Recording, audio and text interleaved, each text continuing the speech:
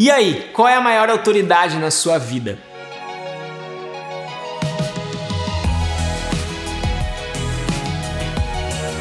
Enquanto eu estava pensando no texto que nós vamos ler hoje, no mandamento que vamos aprender, eu lembrei de uma situação que o Harry Potter vive. No quinto livro, A Ordem da Fênix, o Harry encontra uma das piores, se não a pior, vilã da história do cinema e dos livros, a Dolores Umbridge, que é uma mulher chata, autoritária, sanguinária e do mal. Ela é auxiliar do ministro da magia e se torna professora em Hogwarts. Ela é uma péssima professora, não ensina direito, trata mal os alunos, trata mal os colegas ali, os outros professores. Depois ela ganha um cargo de autoridade acima de todo mundo e trata todo mundo muito mal, uma ditadora horrível. E tem uma situação que o Harry fala a respeito do retorno do grande vilão da história, que é o Voldemort. E ela não quer que essa verdade seja propagada. Ela quer abafar isso, esconder isso. Então ela diz, isso é mentira, você pode parar de falar isso, moleque, não sei o que, rola uma treta lá. E ela dá um castigo pra ele. O castigo é o seguinte, o Harry tem que escrever várias vezes a seguinte frase: eu não devo contar mentiras. Só que enquanto ele vai escrevendo,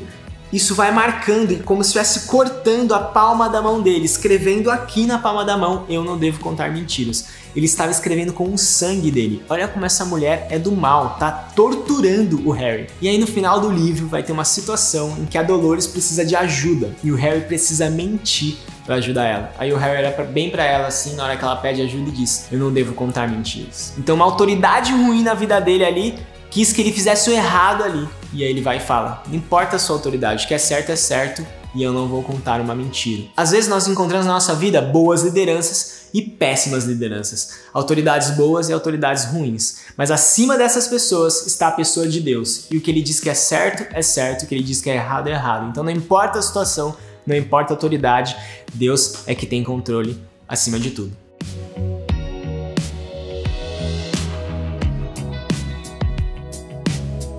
O texto onde nós vamos extrair, aprender o próximo mandamento de Jesus se encontra em Mateus capítulo 22, versículo 15 a 21, que fala o seguinte: então os fariseus se reuniram para tramar um modo de levar Jesus a dizer algo que desse motivo para o prenderem.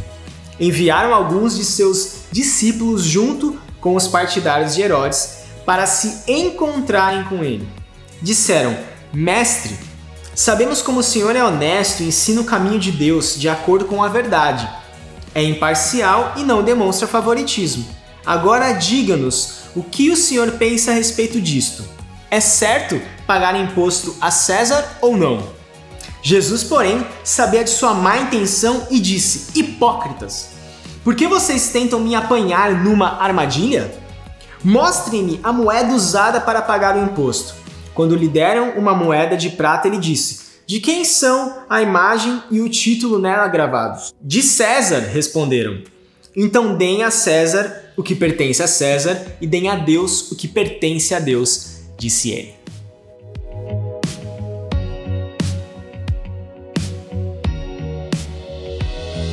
Bom, o que nós vemos aqui nessa narrativa, nessa história, nesse momento da vida de Jesus, é que os fariseus, sabe aqueles caras lá que conhecem a lei, mas não praticam, querem sempre fazer algo de ruim com Jesus, fazer pergunta difícil, mal intencionada, para tentar ver se conseguir aprender ele e tal. Esses caras. No momento em que nós lemos aqui, a região onde os judeus vivem é dominada e está debaixo do controle do Império Romano, ou seja, está debaixo do controle de César, que era o imperador romano.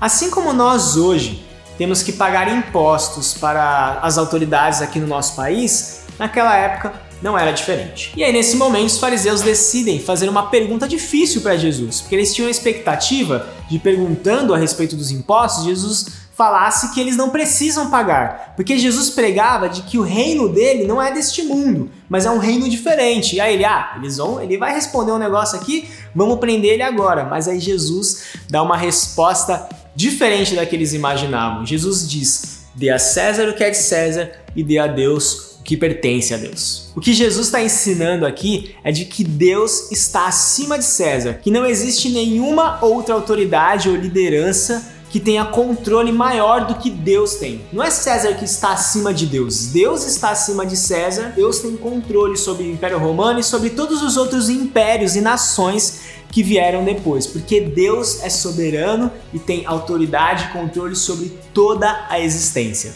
Inclusive, Jesus mais à frente vai ter uma conversa com Pilatos, que é outra autoridade ali da época, e ele diz: não foi dada a você nenhuma autoridade sobre mim que não tenha sido dada por alguém acima de você. Procura lá, João 9:11, ele vai estar numa linguagem diferente, mas essa é a ideia. Jesus aponta para Pilatos e diz: você é uma liderança, mas Deus te colocou essa liderança e essa autoridade. Você está debaixo do controle dele. As autoridades humanas, não importa que nível, seja seus pais, liderança, pastores, presidentes, governantes, imperadores, não importa. Todos estão debaixo do controle, liderança e autoridade de Deus. Dar a César o que é de César e dar a Deus o que é de Deus significa honrar mais a Deus e a Jesus, porque eles estão acima disso. Nós devemos obedecer e honrar as lideranças, as autoridades que estão debaixo de Deus, mas temos que obedecer e honrar ainda mais a pessoa de Deus, porque Ele é a palavra final, Ele que tem controle total.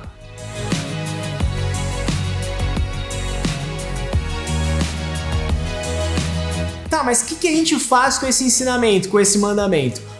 Quando nós somos obedientes, submissos às autoridades humanas colocadas por Deus na nossa vida, como pais, professores, líderes, governantes, presidentes, nós estamos sendo obedientes a Deus também, porque Deus está acima deles e esse Deus que permitiu que essas pessoas estivessem ali. Deus que colocou os seus pais na sua vida, Deus que colocou os professores e as professoras na sua vida, os líderes também. Então você tem que ser submisso e obediente a essas pessoas, porque Deus colocou elas na sua vida. Como seguidores de Jesus Cristo, nós temos dupla cidadania. Nós, ao mesmo tempo, somos cidadãos e cidadãs do reino de Deus, mas também vivemos neste mundo ainda. E como bons seguidores de Jesus, nós devemos ser bons cidadãos e cidadãs aqui nesse mundo também, agindo de forma correta, respeitosa e sendo submissos às nossas autoridades. Quando nós lidamos com essas autoridades, com essas lideranças, pais, professores e por aí vai, nós temos que ter em mente que Deus colocou essas pessoas na nossa vida para nos ajudar a agir de forma correta, a sermos melhores cidadãos e cidadãs, melhores homens e mulheres, melhores melhores